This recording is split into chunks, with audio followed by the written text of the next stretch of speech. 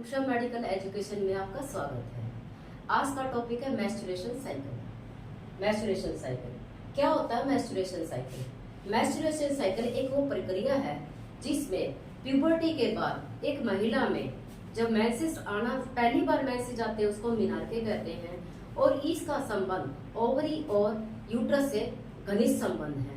और यहाँ पर पिट्यूटरी ग्लैंड का भी बहुत महत्वपूर्ण योगदान है, जिससे दो हार्मोन्स निकलते हैं और ये साइक्लिकल चेन की अवधि 26 से 30 दिन हो सकती है। ये घट भी सकती है और बढ़ भी सकती है। जैसे मान लो सामान्य इसकी मेंस्ट्रुएशन साइकिल 28 दिन का होता है तो हमारा ओवुलेशन 14वें दिन हो जाता है। तो इसमें क्या होता है? एट बर्थ जब फीमेल माँ के गर्भ में होती है, 20 वीक की प्रेगनेंसी में जो फीमेल है उसके अंदर कम से कम काफी मिलियंस के करीब फॉलिकल्स होते हैं। लेकिन जैसे प्यूबर्टी एज पे एक फीमेल जाती है तो 10 से 16 साल की प्यूबर्टी की एज होती है, उसमें केवल ये फॉलिकल्स 4 लाख के करीब रह जाते हैं। रिप्रोडक्टिव एज कौन सी होती है? 15 से 45 साल, जिसमें हम प्रजनन कर सकते हैं। मीनोपॉज कौन सी एज होती है? जिसमें एक महिला के मेंसेस बंद हो जाते हैं, और 45 से 50 साल की एज होती है। यहाँ पर फॉलिकल की संख्या केवल 10,000 से भी कम रह जाती है। अब हम ये कितने फेस होते हैं? हमारे 4 फेस होते हैं: proliferative face, secretary face, pre menstruation face और मेंस्ट्रुएशन फेस। हम पहले प्रोलिफरेटिव फेस को समझेंगे। बिफोर ओवुलेशन या 9 से 10 दिन तक का कैसे होता है, इस फेस को यहाँ से समझते हैं। जैसे हाइपोथैलेमस हमारा ये हाइपोथैलेमस है। हाइपोथैलेमस एक ग्लैंड है जो क्या करती है? गोनाडोट्रोपिक रिलीजिंग हार्मोन्स और गोनाडोट्रोपिक इनहिबिट हार्मोन को रिलीज करती है। यहाँ पे गोनाडोट्रोपिक रिलीजिंग हार्मोन क्या करता है? एंटीरियर पिट्यूटरी ग्लैंड को स्टिमुलेट करता है। स्टिमुलेशन से क्या होगा उसके? तो ये ओवरी, पिट्यूटरी ग्लैंड क्या करती है? ओवरी पे, किस पे? ओवरी को टारगेट बनाती है और उसको स्टिमुलेट करती है। स्टिमुलेटर से पिट्यूटरी ग्लैंड क्या करेगी? एफएसएच और एलएच जो फॉलिकल स्टिमुलेटिंग हार्मोन और लुटिनाइजिंग हार्मोन, 2 हार्मोन सेक्रेट करती है। 2 हार्मोन जब सेक्रेट कर देती है, दोनों हार्मोन क्या करेंगे? ओवरी पे को स्टिमुलेट करेंगे। ओवरी से क्या होगा? काफी सारे ग्रेफिन फॉलिकल्स हैं जो हमारे मैच्योर नहीं होते, ऐसे पड़े रहते हैं। लेकिन जैसे ही हमारे एफएसएच की क्रिया स्टार्ट होती है तो Graafian, pre developing Graafian follicle यानी कि इफेक्टिव फॉलिकल्स है, वो मैच्योर होने के लिए आगे बढ़ता रहता है। ग्रेफिन फॉलिकल जब टोटल अवधि है 13 दिन तक, ग्रेफिन फॉलिकल मैच्योर हो जाता है। जब ये मैच्योर हो जाता है तो वो कार्पस लुटियम में कन्वर्ट हो जाता है। जब कार्पस लुटियम बन जाता है तो इसमें से 2 हार्मोन निकलते हैं, एक प्रोजेस्टेरोन, एक एस्ट्रोजन। प्रोजेस्टेरोन यदि माता की कंसेप्शन हो जाती है यानी गर्भावस्था में आ जाती है तो प्रोजेस्टेरोन हार्मोन काम करता है। लेकिन एस्ट्रोजन हार्मोन कब काम करता है? एस्ट्रोजन या तो प्रेगनेंसी नहीं हुई तो क्या करता है? एफएसएच का लेवल बिल्कुल कम कर देगा, एफएसएच का रोल यहाँ तक समाप्त हो जाएगा।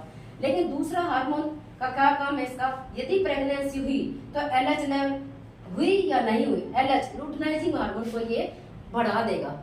अब यहाँ पे होता है सेक्रेटरी फेस।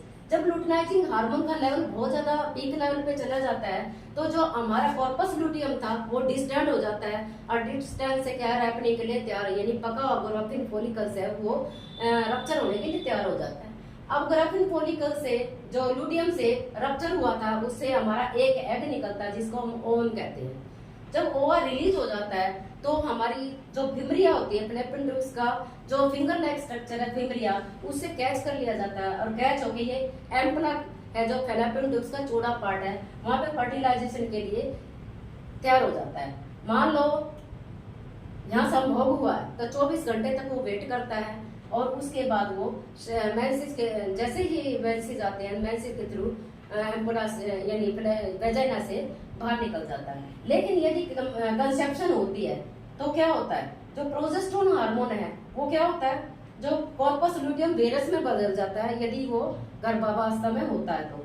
लेकिन यदि गर्भावस्था हमारी नहीं होती तो जो एस्ट्रोजन लेवल है उसमें जो ब्लड वेसल्स जो बनी होती हैं वो यूट्रस में, वो वासो कंस्ट्रिक्शन का काम करेंगी, यानी कॉन्ट्रैक्ट करना चालू कर दें। कॉन्ट्रैक्शन से क्या होगा? वासोकंस्ट्रिक्शन ब्लड वेसल जो कॉन्टेक्ट होती है उससे क्या होगा, हाइपोक्सिया हो जाएगी, यानी कि उसमें ऑक्सीजन जो सेल है यूट्रस के उसमें कमी आ जाएगी ऑक्सीजन की, और इस्कीमिया यानी वो डेड होने लग जाएंगे। जब वो डेड सेल हो जाए, सेल डेड हो जाते हैं यूट्रस के सेल, तो हिमेटोमीट्रा यानी जो इंडोमेट्रियम लेयर है उसमें जो ब्लड की कलेक्शन स्टार्ट हो जाती है। जब ब्लड की कलेक्शन स्टार्ट हो जाती है तो हमारा जो एक नर्व सेल होती है, नर्व इम्पल्सिस है, तरंगे हैं, वो क्या करेंगी, वो हाइपोथैलेमस को मैसेज देगी। मैसेज देने से क्या होगा, जो हाइपोथैलेमस है स्टिमुलेट होके जो पोस्टीरियर पिट्यूटरी ग्लैंड है उससे क्या करेगा, पोस्टीरियर पिट्यूटरी से क्या निकालेगा, ऑक्सीटोसिन हार्मोन निकालेगा।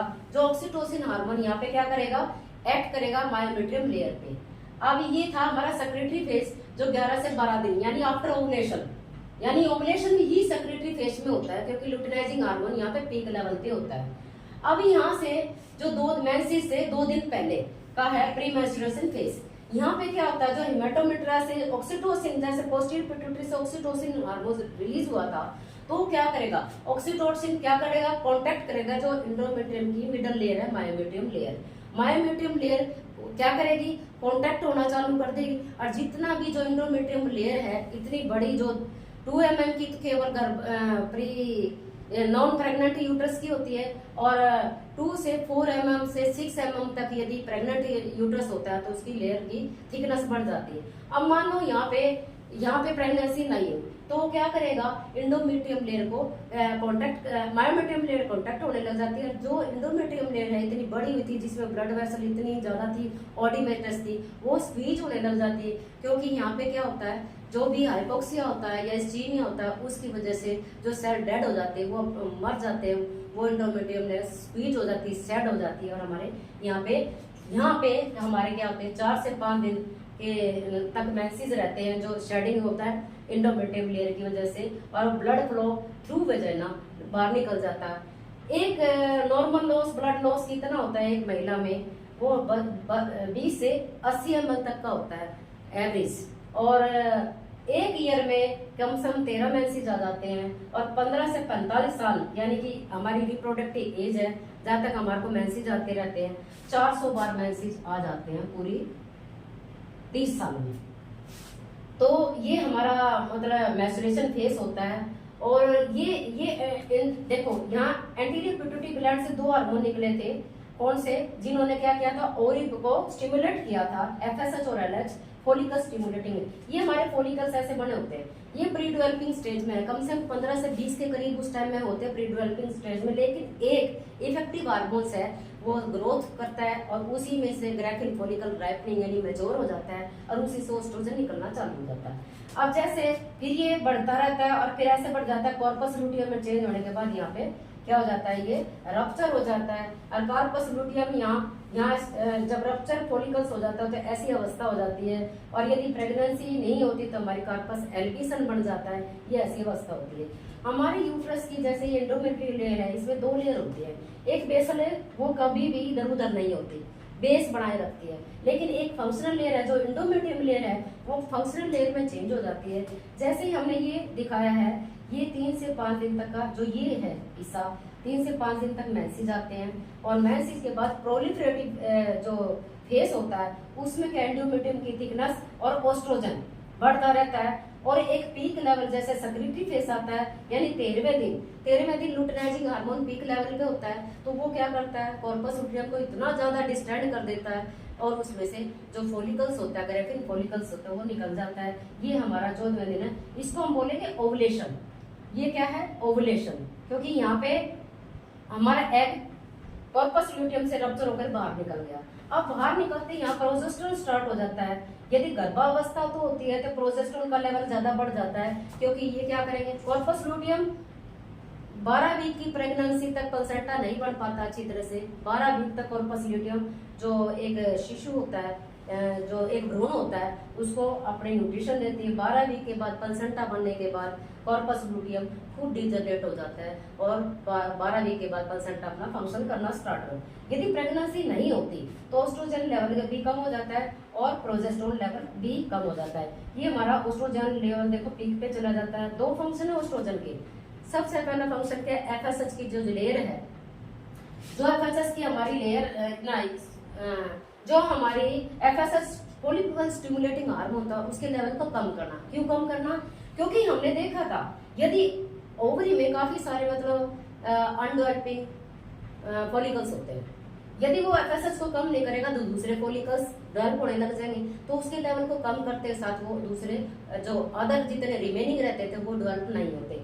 दूसरा काम है एलएच के लेवल को ज्यादा बढ़ाना, तभी तो हमारा ओव्यूलेशन होगा ना। तो यहाँ पे दो फंक्शन है एस्ट्रोजन के, एक एफएसएच लेवल को कम करना, दूसरा है उसको एलएच लेवल को बढ़ाना ताकि हमारा ओव्यूलेशन हो सके। और यदि मान लो गर्भावस्था नहीं होती तो हमारा ये जो एंडोमेट्रियम लेयर इतनी बड़ी थी, जो हमारी लेयर 4 से 6 mm तक बढ़ सकती है, तो ये लेयर हमारी हाइपोक्सिया और इस्चीमिया की वजह से शट डाउन हो जाती है। और यदि गर्भावस्था होती है तो ये हमारा हार्मोन प्रोजेस्टेरोन हार्मोन बढ़ जाता है और हमारे गर्भावस्था में कॉर्पस लुटियम का मेन है, जब तक 3 महीने तक प्लेसेंटा नहीं बनता वो उसको भ्रूण को उसको ऑक्सीजन और न्यूट्रिशन प्रदान करता रहता है। ये हमारा टॉपिक आपको कैसा लगा आप अवश्य बताएं। और एक मैस्टुरेशन साइकिल को और थोड़ा सा दिखा देते हैं। ये मैस्टुरेशन साइकिल, ये मान लो मैस्टुरेशन साइकिल है।